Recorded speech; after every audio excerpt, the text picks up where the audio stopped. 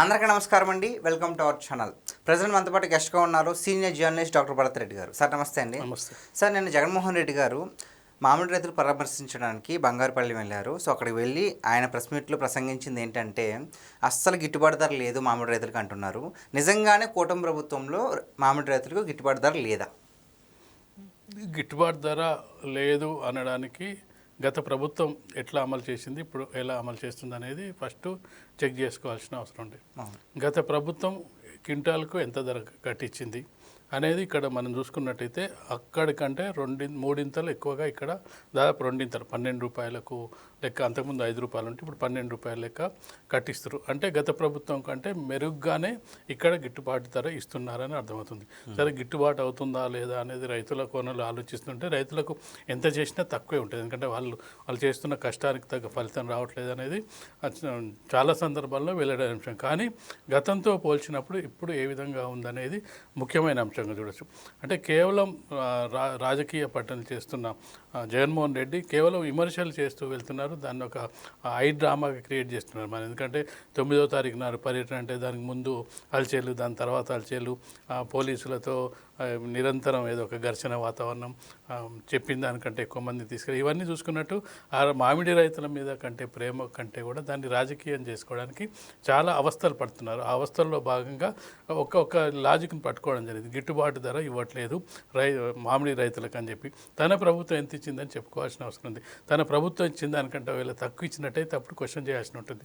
తన ప్రభుత్వం ఇచ్చిన దానికంటే రెండింతలకు పైనే ఇప్పుడు ఇస్తున్న సందర్భంగా ఇప్పుడు దాన్ని విమర్శించడానికి అతనికి అర్హత లేదని మనం చెప్పొచ్చు.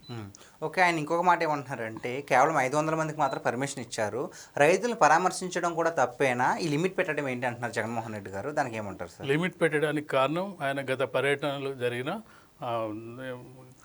ఏం జరిగింది, అంత హింస చెలరేగింది, చనిపోవడం జరిగింది, కాన్వాయ్ కింద పడడం జరిగింది, శాంతి భద్రతలకు విఘాతం కలిగించే విధంగా వాళ్ళ కార్యకర్తలు చర్యలు చేపట్టడం జరిగింది. దానికి అనుగుణంగా పోలీసులు ఇలాంటి కార్యక్రమాలు చేసినట్టయితే మరింత ఇబ్బందులు కలగకుండా ఉండడానికి నువ్వు రైతుల్ని ముఖాముఖి కలవడానికి వెళ్తున్నావు కాబట్టి 500 మంది రైతుల్ని కలవని చెప్పడం జరిగింది. ముందు ఆ ప్రకారమే పర్మిషన్ తీసుకున్నాను. పర్మిషన్ తీసుకున్న రోజు ఏం మాట్లాడలేదు. పర్మిషన్ తీసుకున్న నాకు 500 మందికి ఏం ఇస్తారు, ఎక్కువ మందికి ఇవ్వండి, నేను రైతు పర్యటనకి వెళ్తున్నా అని చెప్పి ఆ రోజు ఏం చెప్పలే. కానీ ఇప్పుడు పర్యటన పూర్తయిన తర్వాత ఈ విధంగా ప్రకటనలు చేస్తారు. దీనికి కారణం మనం ఒకసారి విశ్లేషించినట్టయితే ఈ పర్యటనలో పోలీసులు పకడ్బందీ ఏర్పాట్ల వల్ల, పోలీసులు ముందస్తు చర్యలు తీసుకోవడం వల్ల గతంలో జరిగినట్టు పర్యటనలో విధ్వంసం లేకపోతే వివాదాస్పదం కాకుండా సాఫీగా సాగిపోయినట్టుగా మనకు కనిపిస్తుంది. అలా సాఫీగా సాగిపోవడానికి జగన్మోహన్ రెడ్డికి ఇష్టం లేదు. ఏదో ఒక గందరగోళమై, ఏదో ఒక ఘర్షణ వాతావరణం, ఏదో ఒకటి జరుగుంటే జగన్మోహన్ రెడ్డికి కావాల్సింది వచ్చేది. ఇప్పుడు కేవలం 500 మందికి ఇవ్వడం ద్వారా పోలీసులు పటిష్టమైన ఏర్పాట్లు చేసి, పకడ్బందీగా ఏర్పాట్లు చేసి ఆయన చేసుకున్న పర్యటనకు సంబంధించి పూర్తి ఏర్పాట్లు చేయడం ద్వారా పర్యటన సజావుగా సాగింది. సజావుగా సాగడం అంటే అది ఫెయిల్యూర్ కింద లెక్క జగన్మోహన్ రెడ్డికి. అంటే ఎక్కువ మందికి ఎందుకు పర్మిషన్ ఇవ్వలేదంటే నువ్వు గతంలో చేసిన కార్యక్రమాల ట్రాక్ రికార్డ్ ఏంది, గతంలో అతను పర్యటనకి వెళ్తే చాలా ఫ్లెక్సీలు వెలవడం, ఆ ఫ్లెక్సీల్లో రప్పరప్ప అంటూ సినిమా డైలాగులు, చంపడంలో తప్పు లేదంటూ లాస్ట్కు కార్యకర్తలు చనిపోవడం, కాన్వాయ్ కింద పడ ఇవన్నీ ఘటన నేపథ్యంలో పోలీసులు మినిమం మెజర్స్ తీసుకుంటారు. నేను పర్యటనలు అడ్డుకోలేదు, లేదంటే హౌస్ అరెస్ట్ చేయలేదు, నీకు వాళ్ళు పెట్టిన కండిషన్స్ ప్రకారమే ఆ కండిషన్స్ ఒప్పుకొనే పర్యటనకి వెళ్ళావు. ఆ కండిషన్స్ ఒప్పుకునే ముందు నేను ఈ కండిషన్స్కి ఒప్పుకొని నాకు 500 మందికి ఎందుకు, నేను ఎంతమంది వచ్చినా రైతులు కలుస్తా అనేది ముందు చెప్పలేదు. ఆ కండిషన్స్కి ఓకే అని వెళ్ళిన తర్వాత పర్యటన పూర్తయిన తర్వాత ఈ విధంగా అంటుండంటే అతను అనుకున్న లక్ష్యం నెరవేరినట్టుగా కనిపించలేదు. రైతుల్ని పరామర్శించడం మాత్రమే ఆయన లక్ష్యం కాదు, అక్కడ ఏదైనా ఒక గందరగోళం జరగడం అనేది ఆ లక్ష్యం. ఆ లక్ష్యం నెరవేరకుండా పోలీసులు పకడ్బందీగా ఏర్పాట్లు చేయడంతో తను అనుకున్నది సాధించలేదనే దీంతో 500 మందితో ఎందుకు మాట్లాడాలి, ఎక్కువ మందితో మాట్లాడవచ్చు, ఇవన్నీ విమర్శలు చేస్తున్నట్టుగా మనకు కనిపిస్తుంది.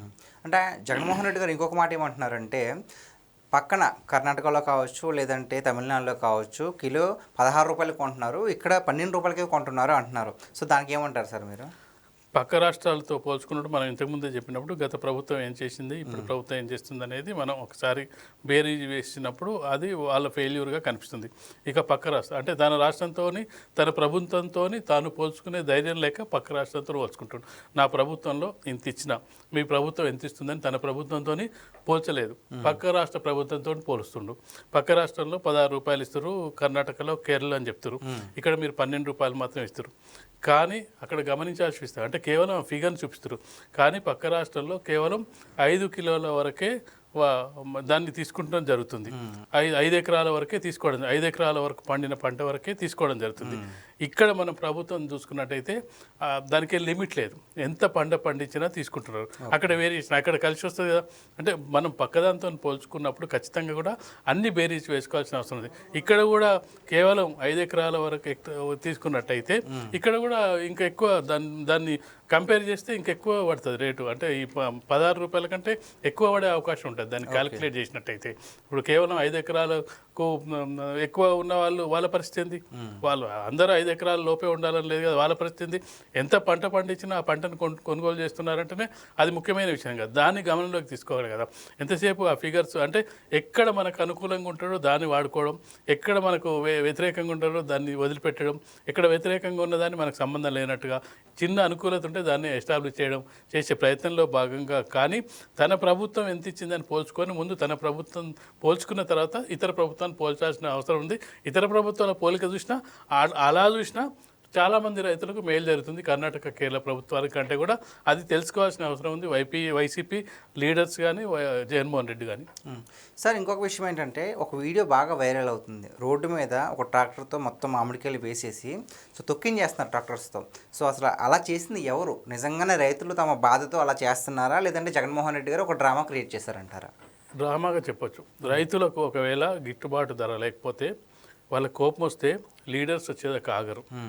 చాలా సందర్భాల్లో వస్తుంటాం. వాళ్ళు పండించిన పంటను వాళ్ళు కోపంతో రోడ్ల మీద పోసి వాళ్ళు ఆ టైంలో ఆవేశంలో తగలబెడుతుంటారు. ఒక లీడర్ వచ్చిందాక వెయిట్ చేసి ఆ లీడర్ ముందు తగలబెట్టి కింద పారబోసే కార్యక్రమం మనం దేశ చరిత్రలో రాష్ట్ర చరిత్రలో ఎప్పుడు జరగదు. వాళ్ళు ఆవేశపడి కోపం వచ్చి గిట్టుబాటు ధర రానప్పుడు, లేకపోతే అక్కడ కొనుగోలు సరిగా జరిగినప్పుడు వాళ్ళు రైతులు స్వయంగా అక్కడ లీడర్లు ఎవరు ఉండరు, వాళ్ళే నిరసన వ్యక్తం చేయడానికి రోడ్ల మీద పోసి తగలబెడుతున్న సందర్భాన్ని మనం చాలా సందర్భం. ఒక లీడర్ వెళ్ళినప్పుడే వెళ్తుందంటే ఖచ్చితంగా అందులో డ్రామానే ఉంటుంది.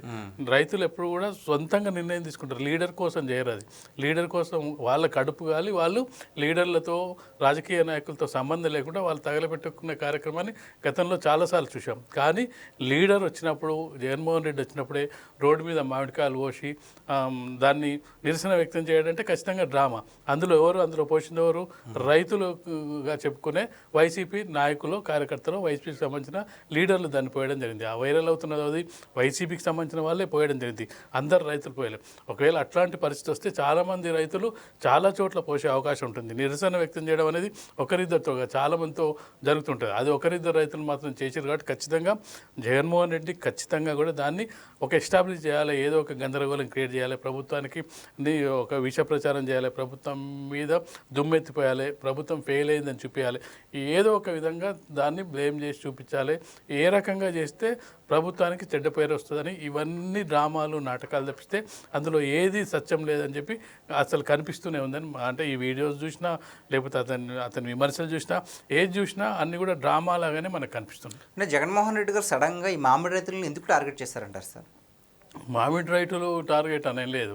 రైతులకు ఇప్పుడు మామిడి సీజన్ నడుస్తుంది, మామిడి సీజన్ సందర్భంగా కొనుగోలు నడుస్తున్న సందర్భంగా ఏదో ఒక ఇష్యూని టేకప్ చేయాలి. కాబట్టి మామిడి రైతుల ఇష్యూ టేకప్ చేయడం కాదు ముఖ్యం. అక్కడ ఏంటంటే ఏదో విధంగా ప్రభుత్వం ముందు ఏదో విధంగా ఒక నిరసన వ్యక్తం చేయాలి, అది నాకు అనుకూలంగా మారాలి, ప్రభుత్వానికి చెడ్డ పేరు రావాలి. ఏ విధంగా వస్తే అది మామిడి రైతులైనా, పత్తి రైతులైనా, లేకపోతే ధర్నాలైనా, ఏది చేసినా తనకు రాజకీయంగా ఏది అక్కడ రైతులకు ఉపయోగంగా, తనకు రాజకీయంగా ఏది ఉపయోగపడుతుంది, సేమ్ టైం కూటమి ప్రభుత్వానికి వ్యతిరేకంగా వాళ్ళకు చెడ్డ పేరు ఏ విధంగా వస్తుంది, వాళ్ళ మీద ప్రజల్లో ప్రజా వ్యతిరేకత ఏ విధంగా పెంచాలి. అంటే ఈ 2 కారణాలు తప్పిస్తే అందులో ఎలాంటి ఇష్యూస్ కానీ, ఎలాంటి స్ట్రాటజీస్ కానీ ఏముంటాయి. కేవలం తన సొంత ప్రయోజనాలు తప్పిస్తే ప్రజల కోణము, రైతుల కోణం అయితే అందులో ఉండే అవకాశాలు లేవు. Okay, thank you so much sir. మాకు తెలియని ఎన్నో విషయాలు తెలియజేసినందుకు థ్యాంక్ యూ.